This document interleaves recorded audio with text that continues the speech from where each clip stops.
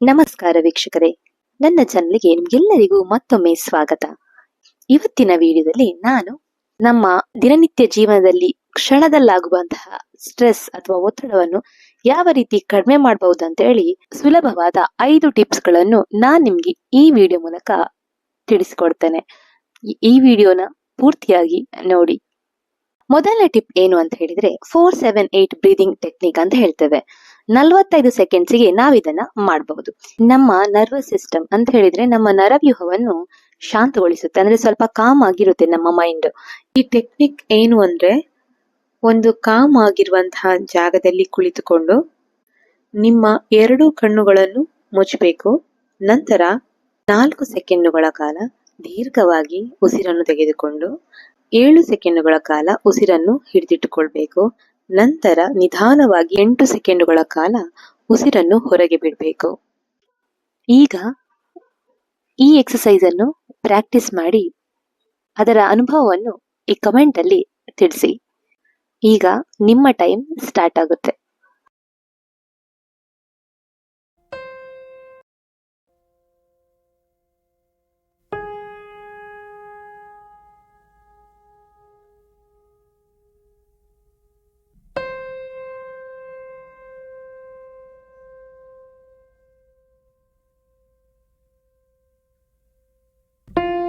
ಇದೇ ರೀತಿ 3-4 ಬಾರಿ ಮಾಡಿ.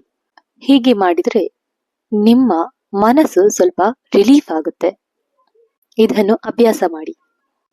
ಇದು ಒಂದು ಈಸಿ, ಬೇಗ ಮಾಡಬಹುದಾದಂತಹ ಒಂದು ಸಿಂಪಲ್ ಟಿಪ್. ಇದು ಯಾವುದೇ ನೀವು ಬಿಸಿ ಟೈಮಲ್ಲಿ ಕೂಡ ಇದನ್ನು ಮಾಡಿ ನಿಮ್ಮ ಸ್ಟ್ರೆಸ್ ಅನ್ನು ಕಡಿಮೆ ಮಾಡ್ಕೊಳ್ಬಹುದು. ಇನ್ನು 2ನೇ ಟಿಪ್ ಏನು ಅಂತ ಹೇಳಿದ್ರೆ, ನಿಮ್ಗೆ ನೀವು ಒಂದು 5 ನಿಮಿಷಗಳ ಕಾಲ ಬ್ರೇಕ್ ತಗೊಳ್ಬೇಕು ಅಂತ ಹೇಳಿದ್ರೆ, ಏನಾದ್ರೂ ಒಂದು ಸ್ಟ್ರೆಸ್ಫುಲ್ ಸಿಚುವೇಶನ್ಸ್ ಇದ್ದಾಗ ಒಂದು 5 ನಿಮಿಷ ಹೊರಗಡೆ ಹೋಗಿ ಬನ್ನಿ, ಫ್ರೆಶ್ ಏರ್ ಅನ್ನು ಸ್ವಲ್ಪ ತಗೊಳ್ಳಿ. ಆಮೇಲೆ ಟಿಪ್ ನಂಬರ್ 3 ಏನಂತ ಹೇಳಿದ್ರೆ, ಮಸಲ್ ರಿಲ್ಯಾಕ್ಸೇಷನ್ ಎಕ್ಸಸೈಸ್ ಅಂತ ಹೇಳ್ತೇವೆ. ಖಾಲಿ 1 ನಿಮಿಷಗಳ ಕಾಲ ಮಾಡುವಂತಹ ಈ ಎಕ್ಸಸೈಸ್ ಏನು ಅಂತ ಹೇಳಿದ್ರೆ, ನಿಮ್ಮ ಕೈಗಳನ್ನು ಮುಷ್ಟಿ ಮಾಡಿ ಬಿಡುವಂತಹದ್ದು. ಇದನ್ನು ಮಾಡೋದ್ರಿಂದ ನಮ್ಮ ದೇಹಕ್ಕೆ ಆಗುವಂತಹ ಒತ್ತಡ ಕೂಡ ಕಡಿಮೆ ಆಗುತ್ತೆ. ಆಮೇಲೆ ಟಿಪ್ ನಂಬರ್ 4 ಏನು ಅಂತ ಹೇಳಿದ್ರೆ, ಸ್ಟ್ರೆಸ್ ಬಾಲ್ ಅನ್ನು 30 ಸೆಕೆಂಡ್ಸ್ಗಳ ಕಾಲ ಹಿಡಿದಿಟ್ಟುಕೊಂಡು ಬಿಡೋದ್ರಿಂದ ನರವ್ಯೂಹದಲ್ಲಿರುವ ಶಕ್ತಿ ಕೂಡ ಬೂಸ್ಟ್ ಆಗುತ್ತೆ. ನಂತರದಲ್ಲಿ ಲಾಸ್ಟ್ ಸ್ಟೆಪ್ ಏನು ಅಂತ ಹೇಳಿದ್ರೆ, ಆರೋಮಾ ಥೆರಪಿ ಅಂತ ಹೇಳ್ತೇವೆ. ಸಾಧ್ಯವಾದ್ರೆ ನಿಮ್ಮ ಬ್ಯಾಗ್ ಅಲ್ಲಿ ಪುದೀನಾ ಆಯಿಲ್ ಅಥವಾ ಲ್ಯಾವೆಂಡರ್ ಆಯಿಲ್ ಅನ್ನು ಇಟ್ಕೊಳ್ಳೋದು ಒಳ್ಳೆಯದು. ಯಾಕಂದ್ರೆ ಈ ತರ ಸ್ಟ್ರೆಸ್ಫುಲ್ ಸಿಚುವೇಶನ್ ಆದಾಗ ಅದರ ಆರೋಮಾ ಅಂದ್ರೆ ಆ ಸ್ಮೆಲ್ ಅನ್ನು ತಗೊಳ್ಳೋದ್ರಿಂದ ನಮ್ಮ ಮನಸ್ಸು ಕೂಡ ಸ್ವಲ್ಪ ಕಾಮ್ ಆಗಿ ಇರುತ್ತೆ. ಸ್ಟ್ರೆಸ್ ಇಂದ ತಕ್ಷಣಕ್ಕೆ ಸ್ವಲ್ಪ ರಿಲೀಫ್ ಸಿಗುತ್ತೆ. ಮತ್ತೆ ಇದು ಆಪ್ಷನಲ್, ಅಂದ್ರೆ ಕೆಲವರಿಗೆ ಸ್ಮೆಲ್ ಆಗಲ್ಲ, ಅವರು ಇದನ್ನು ಅವಾಯ್ಡ್ ಮಾಡಬಹುದು. ಸೊ ಇದಿಷ್ಟು 5 ಟಿಪ್ಸ್ ಗಳಲ್ಲಿ ನಿಮ್ಗೆ ಯಾವ್ದು ಹೆಚ್ಚು ಯೂಸ್ ಆಯ್ತು ಅಂತ ನನಗೆ ಕಮೆಂಟ್ ಅಲ್ಲಿ ತಿಳಿಸಿ.